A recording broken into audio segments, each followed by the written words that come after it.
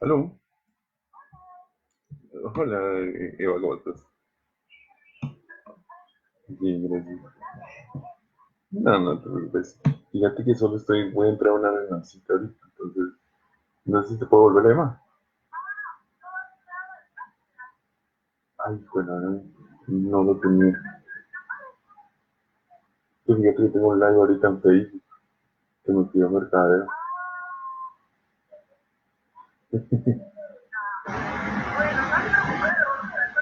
Ok, cualquier cosa me des un nombre.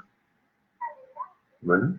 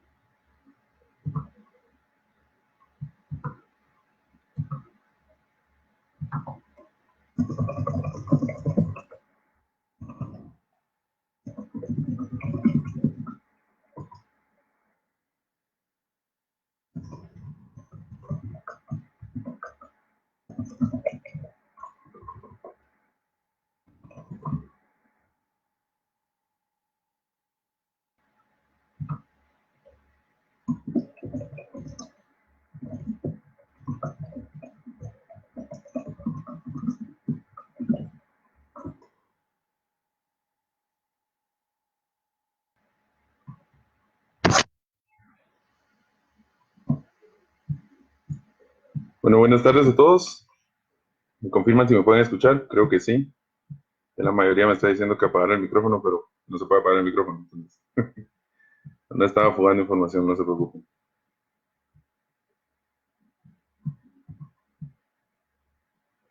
Vamos a ver. em, Básicamente, bueno, vamos a empezar ya. Vamos a ver quiénes se nos van uniendo en el camino. Pues bienvenidos. Esta es parte de una de las formas en que nosotros como CISAP queremos apoyar ahorita el tiempo que tenemos en casa. Entonces, básicamente el día de hoy les voy a estar platicando un poquito de cómo está todo ese ámbito en cuanto a las vulnerabilidades que han aparecido, que están relacionadas al coronavirus, ¿verdad? Entonces, eh, gracias, ya me confirman que se escucha bien.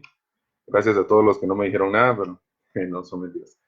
Eh, Como les decía, vamos a estar hablando un poquito de las vulnerabilidades que han aparecido actualmente. Y la verdad, la intención de que nosotros lo hayamos hecho en esta red social es que sea un poquito más a forma de conversación. Es decir, quiero saber también la experiencia que han tenido todos ustedes con este tipo de amenazas. Realmente, yo estoy a cargo del Departamento de Inteligencia en CISAP y ha sido eh, un alza bastante grande relacionada a estas amenazas. Ya básicamente no es posible. Anteriormente estaba generando un boletín por cada amenaza que estaba surgiendo, pero han sido tantas las que han salido en los últimos días que realmente ya no es posible darle un seguimiento de uno a uno, ¿verdad? Entonces, hemos tratado de incluir estas amenazas en boletines, en los boletines semanales, ¿verdad? Que es los que trae mayor cantidad de información. Entonces, eh, eso es lo que hemos ido tratando de apagar. Solo me voy a silenciar todo acá. Okay.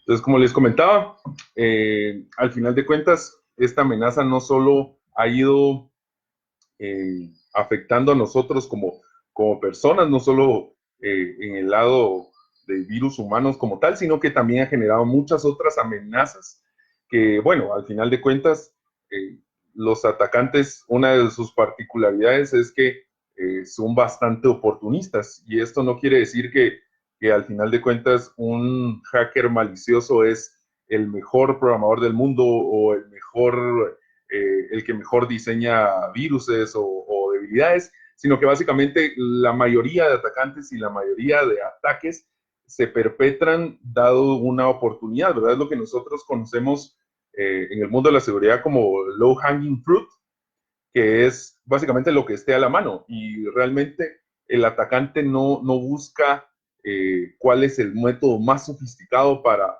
comprometer un sistema o cuál es lo más rebuscado o lo que más los rete, sino que básicamente van a buscar la forma más fácil de comprometer este sistema, ¿verdad? Y ahí es cuando eventos de este tipo y de esta magnitud se prestan para este tipo de acciones, ¿verdad?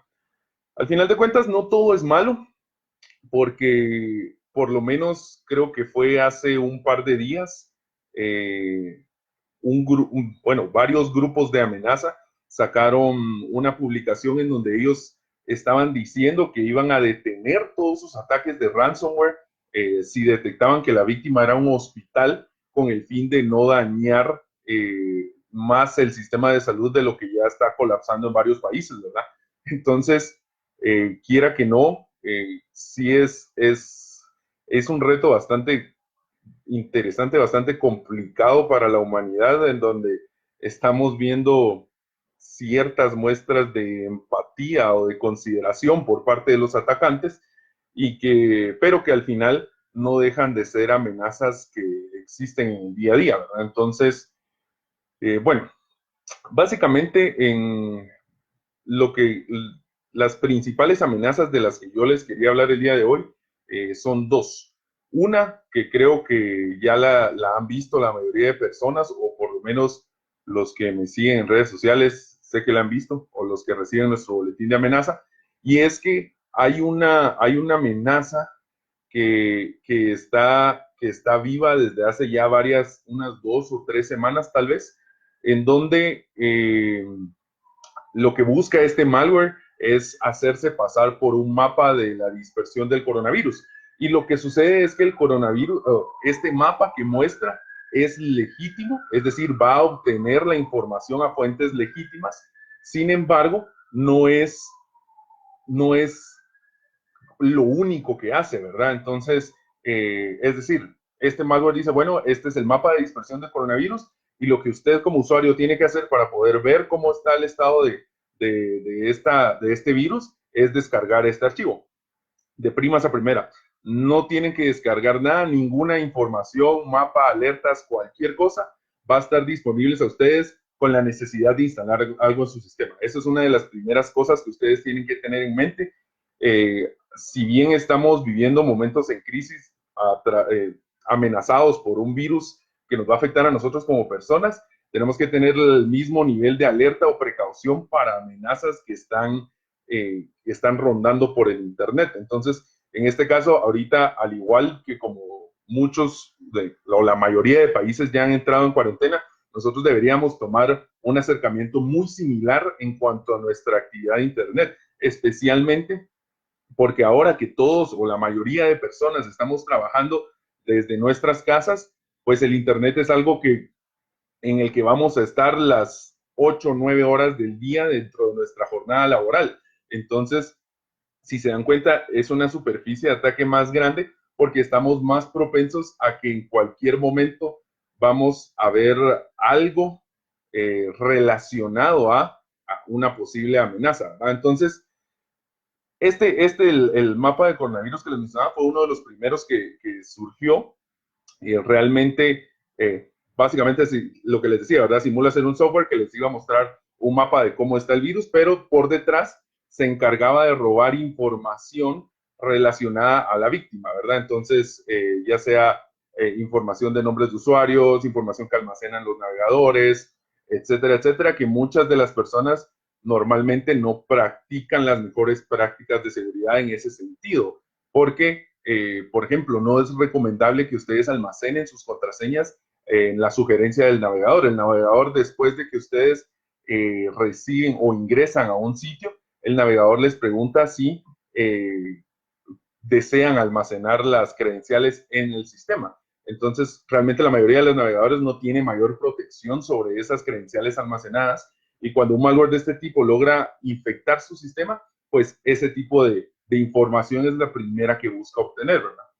Aquí me preguntan si sé algo del COVID Lock. Y esto está un poco relacionado a los que les mencionaba un poquito al principio. Al momento, a partir de, ¿qué les digo? El miércoles tal vez, la cantidad de amenazas y nombres diferentes que fueron surgiendo fue exageradamente alta. Al inicio, la semana pasada, teníamos la amenaza del mapa, que esa era la que más se estaba presentando. El día lunes surgió un ransomware que básicamente era un ransomware ya conocido, pero estaba utilizando toda esta amenaza del coronavirus como un posible método de distribución. Entonces estaban distribuyéndose archivos de Microsoft Word con el pretexto de que tenía mejores prácticas para seguir en estos tiempos del coronavirus, de qué medidas podían utilizar para curarse del coronavirus y ese tipo de información, ¿verdad? Al momento de que el usuario o la víctima abría este archivo, pues su máquina se veía comprometida por un ransomware que ya había sido identificado anteriormente. Entonces, básicamente todo lo del coronavirus había sido, o en ese caso había sido una capa para solo captar más víctimas. A partir del miércoles, la cantidad de amenazas fue exageradamente grande. Realmente el nombre de COVID Lock, no sé, con el tema de los nombres es un poco complicado porque depende mucho, a veces los nombres lo asignan los laboratorios que lo descubrieron o los primeros que lo vieron, entonces podríamos estar hablando de la misma amenaza que realmente solo tiene diferente nombre, ¿verdad? Entonces, es importante más que trazar cada una de las amenazas que hemos identificado, es importante ver las prácticas, las mejores prácticas que nosotros debemos tomar para evitar caer en estas redes. Otro de las amenazas que se encontraron relacionadas al coronavirus era uno que afectaba principalmente sistemas Android. Y lo que hacía era que utilizaba otra vez el pretexto del coronavirus para, en este caso creo que era una aplicación de dispositivos Android, el cual en teoría iba a alertar a las personas cuando hubiera un nuevo caso de coronavirus en su cercanía, ¿verdad? Entonces, obviamente toda esta información es atractiva para los usuarios por el estado de pánico que estamos viviendo hasta cierto punto, ¿verdad? Pero al final de cuentas, solo termina siendo algo que perjudica más a la víctima o al usuario debido a que no es información veraz. Entonces, en este caso, después de instalar la aplicación, otra vez mostraba un mapa o lo que parecía ser un mapa relacionado al coronavirus. Y de nuevo, en este caso lo que hacía era que primero creyeron que era un ransomware, pero realmente era una aplicación que lo que hacía era que hacía entrar a un estado de denegación de servicio al dispositivo móvil. Entonces, básicamente el usuario se quedaba afectado. De igual manera, creo que tenía metido ahí un poco de info stealer, es decir, otra vez robar información del usuario de las cosas que no tenían protección dentro de sus dispositivos. Entonces, normalmente en este tipo de situaciones, lo primero que los usuarios o lo primero que las personas preguntan es qué antivirus tengo que instalar o qué marca de antivirus me va a proteger de eso.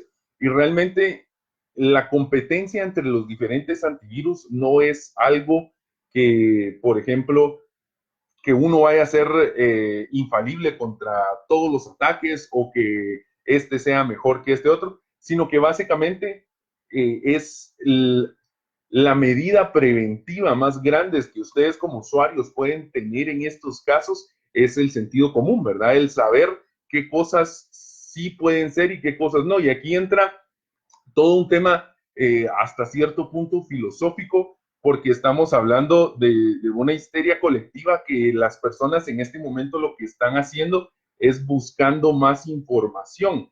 Y, por ejemplo, desde la definición de inteligencia, el hecho de que tengamos más información no quiere decir que eso sea mejor. Entonces, nosotros tenemos que saber bien cuándo la información sí es valiosa. Entonces, nosotros, por ejemplo, en el departamento de inteligencia, mientras más información recolectemos es bueno, pero únicamente se vuelve información accionable hasta que nosotros le podemos agregar un objetivo, algún como parámetro en el cual podamos tomar toda esa información y darle un valor realmente, ¿verdad? No es solo información regada, sino que, bueno, es información, por ejemplo, en el caso de los hospitales o en el caso de los bomberos, en el caso de estas entidades, la mayor cantidad de información sí les va a servir, pero dependiendo de qué tipo de información les está proporcionando. A nosotros como usuarios o a nosotros como las personas que estamos en cuarentena, básicamente, el hecho de que querramos saber si a 3 cuadras hay un nuevo caso de coronavirus o en el pueblo siguiente o en la ciudad siguiente o en el departamento siguiente o si el número aumentó antes que cualquier otra persona, no es realmente información que a nosotros nos vaya a hacer diferencia al momento de tomar acción. O sea, las acciones que deberíamos de estar tomando deberían ser exactamente las mismas. Es decir, deberíamos de estar utilizando alcohol en gel, deberíamos de estar lavándonos las manos adecuadamente, constantemente, evitando el contacto, pues promoviendo el distanciamiento social extremo y ese tipo de medidas, ¿verdad? Entonces, el hecho de que nosotros querramos obtener más y más y más información, realmente lo único que nos está haciendo es poniendo en riesgo, especialmente en el punto de vista de nuestros usuarios y nuestra vida en Internet, ¿verdad? Entonces, ya no es algo que nosotros necesitemos realmente saber, sino que lo primero que tenemos que ver es si realmente yo requiero saber, por ejemplo, instalar una aplicación para saber dónde están los nuevos casos de coronavirus todos los días, ¿verdad? Sí hay ese tipo de recursos, como les decía a un inicio, ¿verdad? El mapa de coronavirus lo obtiene de un sitio legítimo, es decir, sí está esa información provista para las personas, pero de parte de entidades que son confiables, por decir así. La Organización Mundial de la Salud ha puesto bastantes recursos disponibles para todas las personas. De igual manera, hay muchas otras instituciones que nosotros podemos validar de primera mano que sí es información legítima, ¿verdad? Si en caso nosotros realmente quisiéramos llegar a saber cómo está el estado del coronavirus, entonces, en la actualidad, ¿verdad? El día de hoy o el día de mañana. Entonces, sí está esa información, pero procuremos obtenerla de información de sitios legítimos, porque es sumamente preocupante la cantidad de amenazas que están saliendo. Si les digo, fácil entre el miércoles y el día de hoy, hay, por ejemplo, 15 diferentes dominios web que se han registrado con palabras relacionadas al coronavirus o COVID-19. Entonces, esto no es un comportamiento que vaya a detenerse. Es decir, ustedes probablemente se van a topar en algún momento con algún dominio que sea relacionado al coronavirus y que realmente solo sea un atacante detrás. Entonces, al final de cuentas, todos, a pesar de que estamos sin cuarentena, o sea, seguimos operando, seguimos trabajando y al final, y los atacantes están haciendo exactamente lo mismo, ¿verdad? Y es más, están aprovechando todo este tipo de situaciones donde la histeria colectiva es la que predomina sobre el sentido común para poder pescar a las personas o a los usuarios más que están más sensibles a esa información que están proporcionando, ¿verdad? Entonces, realmente sí creo que es importante cuidarnos tanto como nos cuidamos en nuestro día a día, siguiendo los pasos bueno, hay que lavarse las manos, hay que evitar el contacto con otras personas en lo más posible, y ese tipo de medidas también las tenemos que aplicar en nuestro, ¿qué? Costumbre de navegación internet o en la forma en que nosotros navegamos en el día a día, ¿verdad? Y más ahora que como que ya es necesario completamente esas medidas por estar haciendo trabajo remoto o por estar tomando este tipo de cosas o este tipo de medidas de working from home, ¿verdad? Entonces, es igual de importante tomar las mejores recomendaciones, es decir,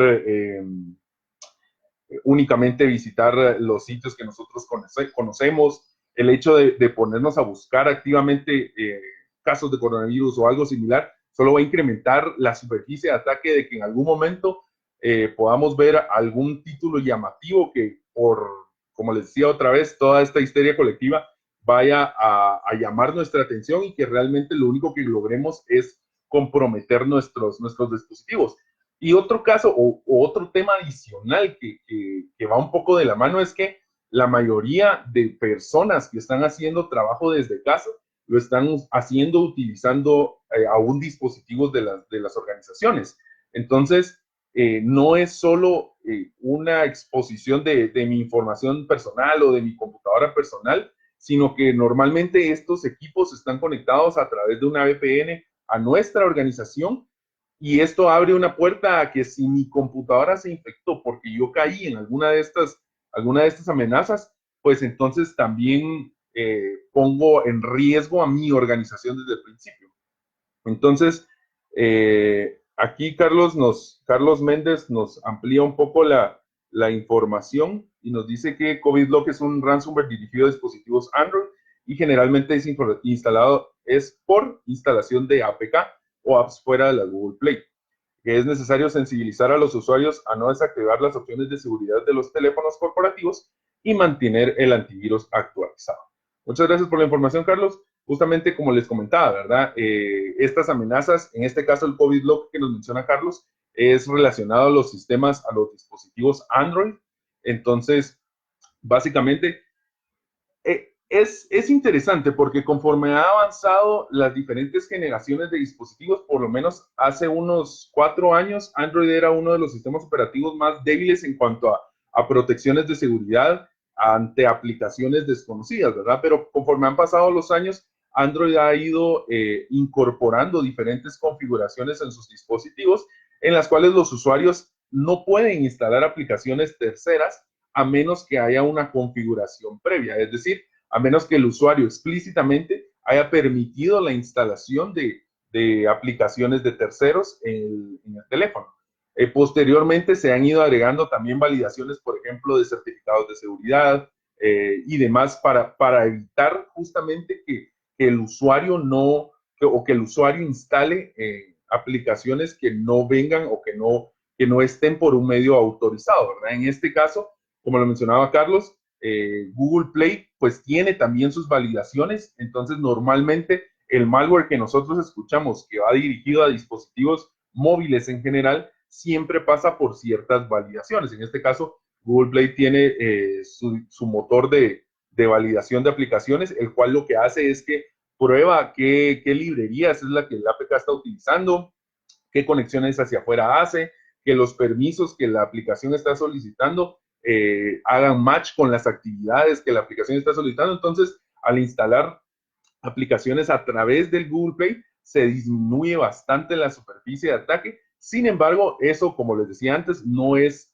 que entonces si yo instalo cualquier aplicación de Google Play, entonces no voy a instalar malware. Eso no es necesariamente cierto la mayoría del tiempo, porque han existido casos en el que las APKs o las aplicaciones han logrado llegar a ser distribuidas a través de Google Play porque alguna validación no se realizó, lo cual llevó a que estuviera disponible esta aplicación en el market, ¿verdad? Lo mismo pasa con las aplicaciones de Apple, ¿verdad? Apple, por otra parte, tiene un ciclo de validación de aplicaciones mucho más estricto.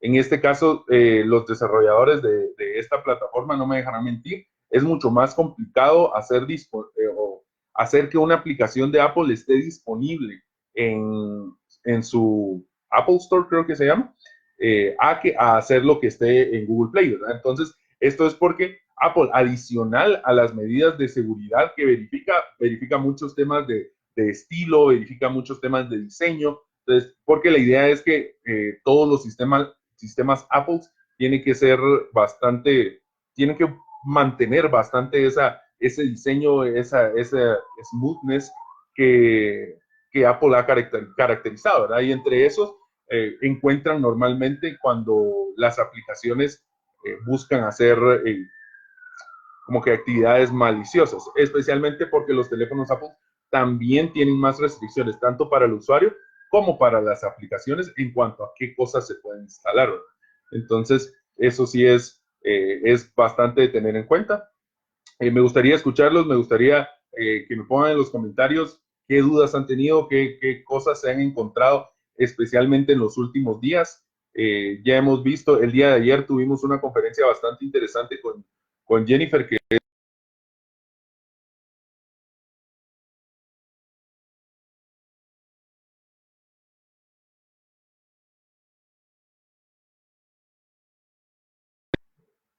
ok, perdón, creo que perdí un poco la señal por un momento. Vamos a ver, Andrés Paul nos dice que durante los últimos 5 años las noticias falsas han promovido cambios democráticos negativos para algunas sociedades, por ejemplo Brexit, causando más histeria colectiva incluso. Podríamos decir que las fake news es una forma de ataque cibernético.